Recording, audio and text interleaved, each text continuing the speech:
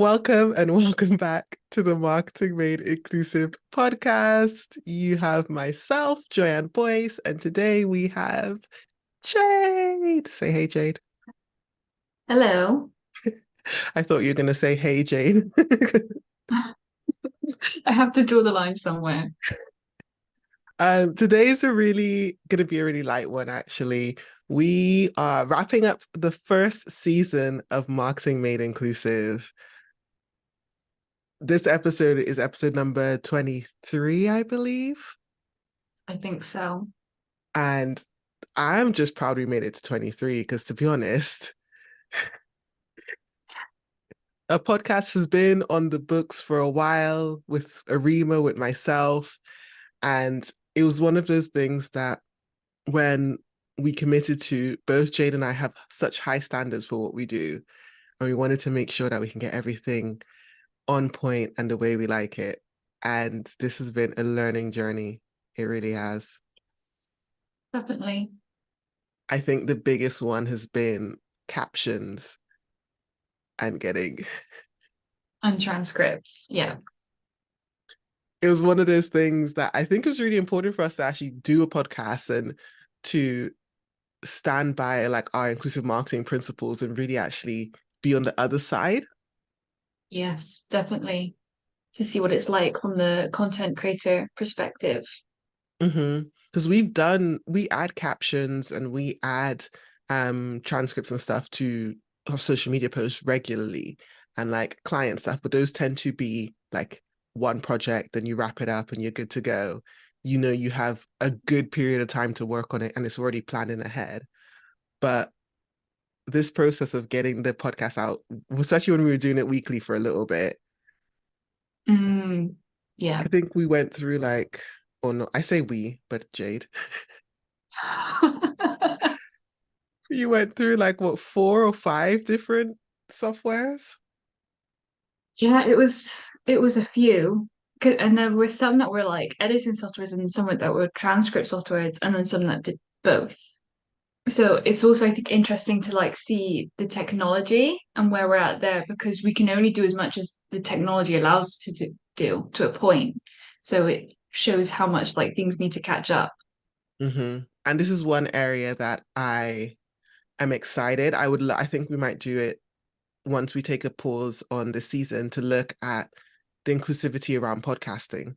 And because that is such a Yes. content piece and a marketing piece for so many companies, so many brands, and it's so reliant on technology. It's just not possible.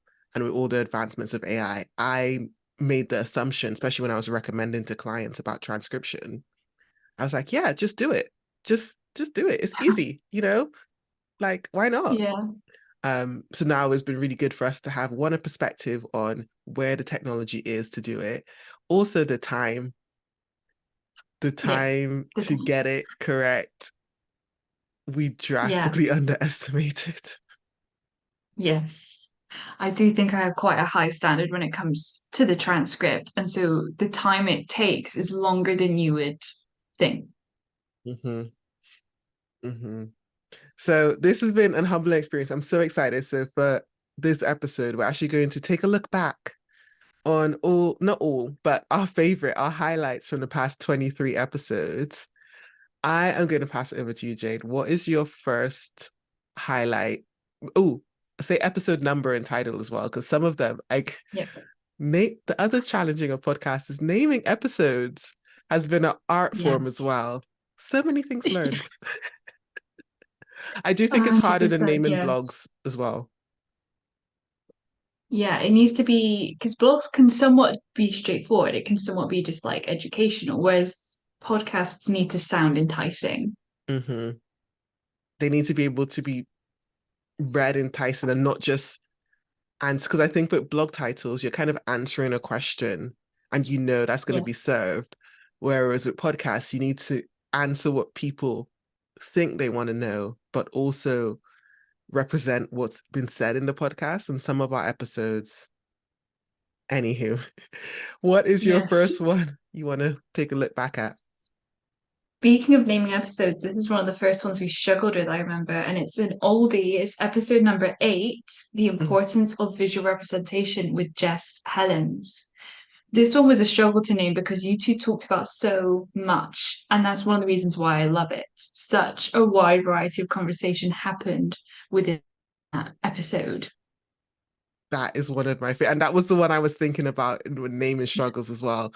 Because Jess is a friend of mine, and we've known each other for a while, so we had so much to talk about, and there was so much exchanging of knowledge. Like Yes. we were going back and forth, and we went on so many rabbit holes and so many tangents. But I really enjoyed it. But when I thought back, I was like, "Oh, we wrapped the episode. What what did we actually?" I think the original plan was to talk about PR.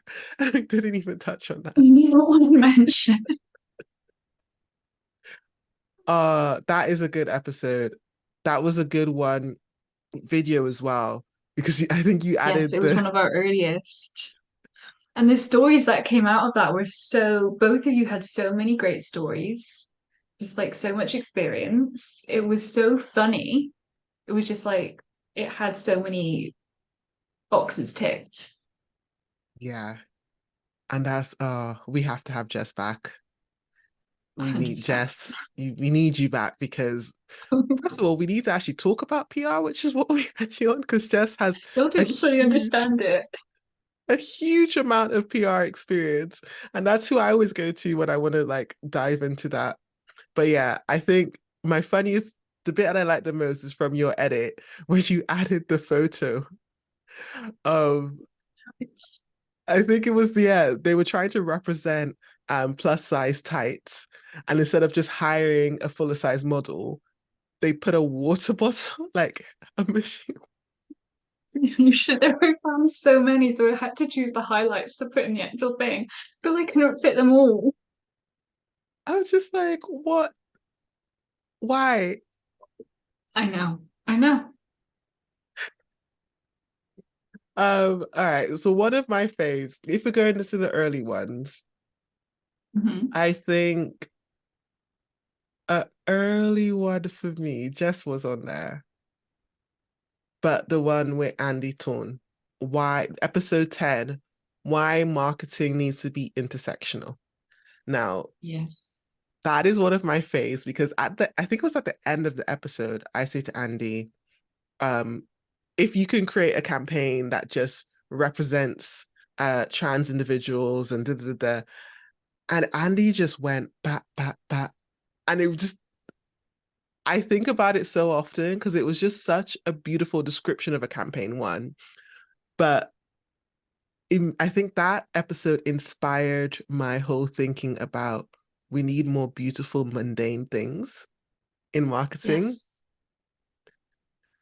Because Andy was just like, oh yeah, I think it was a trans person goes into Marks and Sparks or whatever it was, and they just shop, and it's just that there's no title, there's no rainbow, it's just existing. And I'm like, oh my Hmm. gosh. And about like emphasizing the joy of it as well. Like it doesn't always need to be doom and gloom. Like we can celebrate the joy.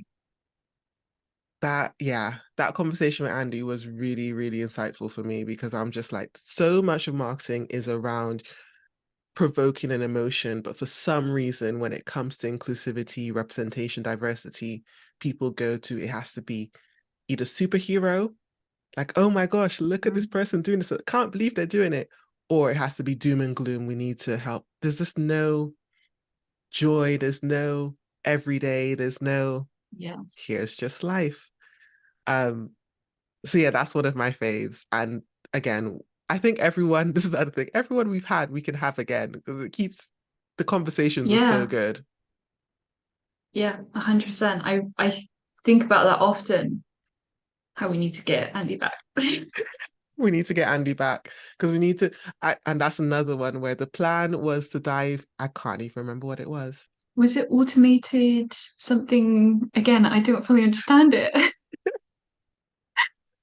You know what? I think for some of season 2, we might have you do some of the interviews, Jade, because I just go on tangents with everyone and never answer the original scripted plan, which is a beautiful part of it. But we need people to come back and talk about their expertise. Oh gosh. What's next on your list? Right, next on my list, if we'll go, I'll work from like oldest to newest. Hmm. So is episode 12, Inclusive Marketing from a Content Creator's Perspective with Joy Ofodu. I really like this one because of the practicality of it. She had so many like really insightful tips and tricks because of her background with Instagram and stuff. I remember she talked about the algorithm and about captions a lot and how she edited everything in Instagram and now I edit everything in Instagram. It's kind of changed me. But also like with the inclusive marketing lens on it. And I think the American perspective as well was really interesting. It was just a really good practical episode. Such a good like that, and that also so many of these episodes inspired my like next idea because it's just like there's so many things that we assume are similar for English speaking. Like we just assume you can just Mm, do it. But there's such a craft. Like I met Joy through Clubhouse. And this was while she was working at Instagram before she was doing a lot of the content creator stuff. And I just started following her Instagrams. And some reason she's one of the few non-disabled individuals that I always click to read their captions and read their alt text because it yeah, adds to the story. It's so funny, but it delivers, in my opinion, I am not a person with vision impairments, but it delivers what you need and it yeah. keeps you intriguing. So I would tap to read it and I'd be like, oh, this adds, I love it. It's hilarious. Um, yeah, that conversation and the fact that she actually worked at Instagram, Yeah. that was also, I was just like, ooh, these, I feel like these are extra secrets and gems. Yeah, little spicy tips. Legally, obviously, she was not speaking on behalf of Instagram, she was speaking for herself. But you can't like remove the fact the person worked in the company and the insights they would have. And but other than that, Joy's journey as a creator and just seeing Mm, the navigation of taking what she learned in the company to apply in her influencing. yeah, 100%. That was so interesting. And I think, again, there's a lot to be learned from that and kind of take inspiration from. Hmm. Speaking of influencing, because you just inspired my next one. Oh, I don't want to mess up because Charlotte recently got married and I keep messing up her new last name. But episode 17, the rundown on inclusive influencer marketing with Charlotte Stavou. It used to be Williams. I'm so sorry, Charlotte. You told me how to say it as well. Um, but yeah, I've known Charlotte a long, long, long time. I think Charlotte started doing inclusive influencer marketing the same time I started doing it. I started doing inclusive marketing and our paths would like cross. But her being in the influencer space, it was so fascinating to see her approach and to hear her approach of things of like the influencer pay gap and the background and the research that they did on both sides of the business, managing influencers, her being an influencer, and the partnerships and stuff. I was just like, this is so fascinating because through my social media marketing experience, I only kind of know one side of the relationship, which is reaching out to the influencers. Mm, So to yeah, speak to definitely. Charlotte and hear the other side of it, I really enjoyed that. Yeah. And she's so knowledgeable. You can just tell that she's such a master at what she does from hearing her speak and how genuinely passionate she is as well. Yeah, that was really interesting. The passion behind it. And it's also even to like contrast because that's the other thing that drew differences between the like American approach with Joy and then the British approach with Charlotte. And the American aspect, from what I was gathering with Joy, is kind of like very direct, very straightforward with the influencer relationship, very contract first. And with Charlotte, it was more relationship based, which I think both are relationship based, but both have their elements of like how bias can be infiltrated to impact underrepresented influencers. Yeah. Charlotte needs to come back for another episode. Everyone does. Gonna keep Everyone's saying coming back. everyone's coming back. We Everyone's just keep coming having back. the same people again and again. Everyone's coming back for season two. Actually, to anyone listening, if you have anyone that we should, you think, have on the podcast or interview, I know we have a long list ourselves of people that we're reaching out to, still putting feelers out to anyone on the marketing team of Fenty. I'm just putting it into the universe. Anyone Yeah. on the marketing team of Fenty, and I want to add anyone on the marketing team for the Barbie movie, if they want to come on the Yes. podcast and talk about how they wanted to approach the marketing of Barbie, because there were some brand connections, but there were some strategic things as well. Adding to my wish list, anyone on the marketing team for the new Little Mermaid, because they did a brand Mm, partnership with Black Girl Sunscreen. And I was like, oh, clever. strategic. Yeah. Anywho, we would love to have any of those people, but also if you generally want to have a chat with myself or Jade, or you know anyone that we should be speaking to that can help us learn a little bit more about their sector of inclusive marketing and how it integrates into our world, would love to have them on. But Jade, what is your final throwback episode? So this one might be a little bit of a more obscure one. It's episode 14. Why did we go on strike for International Women's Day? It was just such an interesting conversation. Like we could have talked forever. So many things came up, and I think just like the conversation of like women in the workplace and gendered language, like there's so much interconnecting things going on there before you even add intersectionality onto it. Like that even takes it even further. Um, I think it's just such an interesting conversation. I don't think it's talked about enough, maybe. We see it, but Mm-hmm. not in depth enough. There's so many other conversations I want to have around, because this is the catch 22. We work in marketing. We know the hashtag days and the movement days are great opportunities to capitalize and to show what we're not able to show throughout the year. But it kind of contradicts with the movement because people aren't doing anything for the rest of the year. Yeah. Yeah. Some of my favorite campaigns for International Women's Day are when they always say, like, yeah, today, but also every other day. Every other day, here's all the other things. I haven't seen one yet. I would love for a brand, any brand, to do like, here's all the times we highlighted women, show reel. Yes, that would be amazing. And that's just the time that they take audit. International Women's Day is the time they take audit, and they outrightly say, which is why I think we spoke about the gender pay gap Mhm. bot. I would love for someone to be like, last year, our gender pay gap was 13%. It is now 10%. Last year, we represented women in 40% of our marketing. We now represent them in 50. That's what I would love. I don't want International Women's Day to go Yeah. away, but I think because for me personally, the year before, I was asked to do so many speaking events for free on International Women's Day. I was just like, I don't want to. Yeah, that's fair. Yeah, I think I love what it stands for, but it is like sure, celebrate women, great, but the point of it is action. Like put your money where your mouth is. Let's see the practical application of this. It's well and good to say that women are great and represent them fine, but like why? What are you doing about it? What is the point of all of this? Hmm. How are we balancing the nice to haves with the actual impact? Yeah.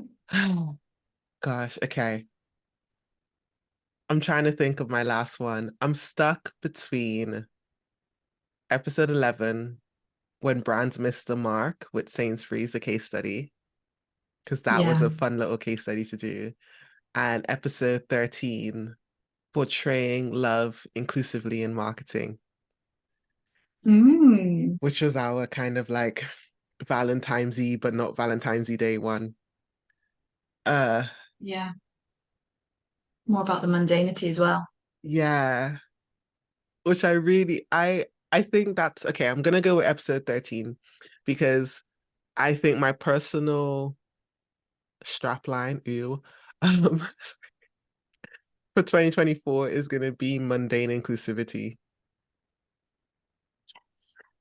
I I I am so I want to work on a campaign that is so dry and boring and make it inclusive. I want to work on life insurance and make it inclusive and like, accounting software. I'm not saying these industries are completely dry, there are innovative things happening, but I'm excited to just have someone turning on the TV and living and not having to do anything extraordinary just because they're underrepresented or just because they're like a woman or Yeah. whatever. Yeah. The ads Yeah, that always, I think, stick out in my mind are the ones where it's not highlighted anyway. It's just there. There's yeah, just representation. yeah. Mundane inclusivity. Ooh, that is my 2024 goal. I like it. Yeah, mainly because the world, I'm tired. Yeah. Or even, I feel like it doesn't even have to be mundane necessarily. Maybe that might be jumping too far a bit, but just not those two brands you were talking about, not the hero and not the doom and gloom. Like Channel 4, I think, Mm, are crushing it hmm. because they have so much inclusivity in all of their ads, but they're always really fun and wacky and creative. But with not necessarily by bringing so much attention to the inclusivity, it's just that's just the way they are. Yeah, yeah. I definitely, oh, season two is going to be amazing if I say so myself. I know we haven't done anything yet, but there's a whole episode we can do just on Channel 4's ads because there's an Yes. ad that sticks out to my in my brain to this day. It's a Malteser ad, but it was on Channel 4. I haven't seen anywhere else. Where a disabled woman, wheelchair user, but none of that is mentioned. It's just talking about her dating life. Very casual. And I think at one point she's just talking about like how she almost squashed a man's balls or something. And her friends just start laughing. And it's like the most funniest story. And it's just like how friends would talk generally when they're out. Um, and that was it. And no one, there was no savior, there was no nothing. There was just her talking about her day in life. And I'm like, yeah, I love it. Cool. Yeah. Channel 4, like, they're just not afraid to take the things we're all thinking and just Do put it. it right in your face. Because it happens. Those conversations happen. Like Yes. I say all the time, disabled people have sex and drink alcohol. Why are they not in the ads? Like, We don't I know. don't know. You want to sell more product, well, there's a target audience. Um, Yeah. oh gosh. But anywho's, those have been our recaps. All those episodes are going to be linked in the description wherever you're watching on YouTube or you're listening on your favorite um podcast app. Please like and subscribe if you're on YouTube. If you're listening, we'd love to hear your thoughts.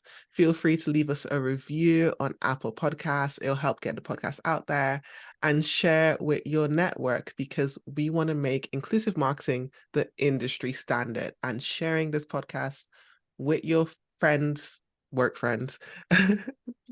Your general friends might find it a bit weird, but sharing it with your work friends, sharing it on your LinkedIn, all of those things help us to achieve that mission. Thank you so much. See you in season 2 of the Marketing Made Inclusive podcast. Thank you for being a listener and a viewer. We really appreciate it. And we're so excited to share with you what we've got planned for season 2. Thanks. Bye.